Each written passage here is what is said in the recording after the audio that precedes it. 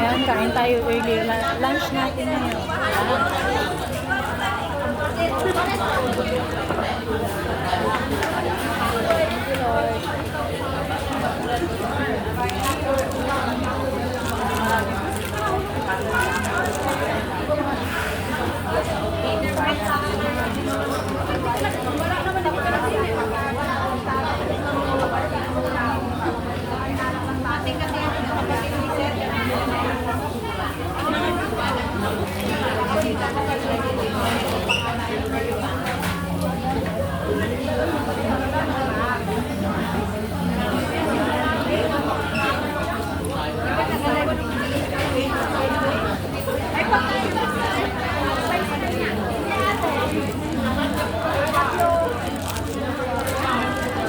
Yung kunwari ko, nandiyan na, diba? Ano daw yung date? Ano, may pagka-stricto daw yung ano niya. Saan Kasi baby yung alaga niya. Tapos sabi niya, ang daming rules, ang daming do and don't, sabi niya. Kailangan ko palagi mag-watch ng kamay para ba baby nga yung alaga. Tapos hindi ko pa alam kung kailan ako lalabas. Para ako nandito sa bahay ni Kuya. Hindi ko alam kung kailan ako lalabas. Mahuhumsik yun. Hindi naman daw kasi naaayon siya sa basa. May anak kasi siya, isa lang anak niya. Saka malaki na. Dalaga na yung anak niya. Eh, wala naman siya asawa, di ba patay na ako din niya. Sino nag-alaga ng anak niya? Ah, nasa nanay na.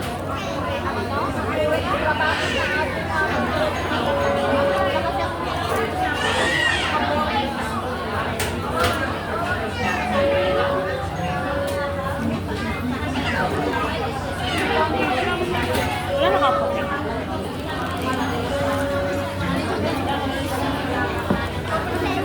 Ayun, bumay ko sa kanya. Ayoko yung pinasaw-saw.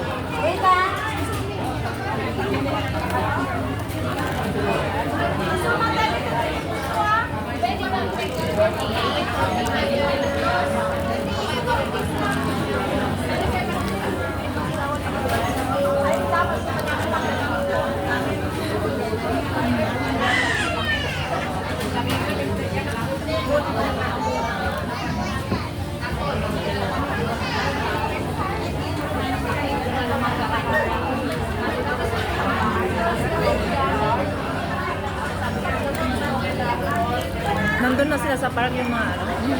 Hindi lang naman siya ito matambay. Ba't ayaw na sa Papoga? Layo.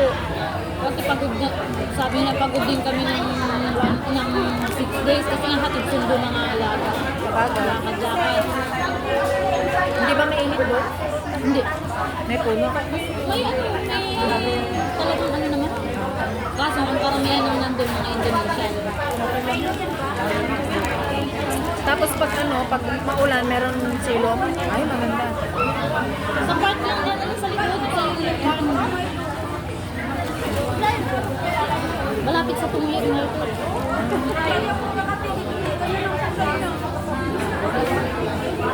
Ano yung isa, Tagayoho. Tagayoho din yung isa. First timer kami 2026 lahat mag-uuwian din. Yung mga nakilala ko ngayon. Basta iinom ako ng coke, sinisinok ako. Yung first na ano ko, sisinok ako sa lalaki. Tagal ko na rin doon uminom ah. Yung pinag-inom ko lang yung ano, nung pumunta kayo ni ano, Bindu. May voice over ko na lang.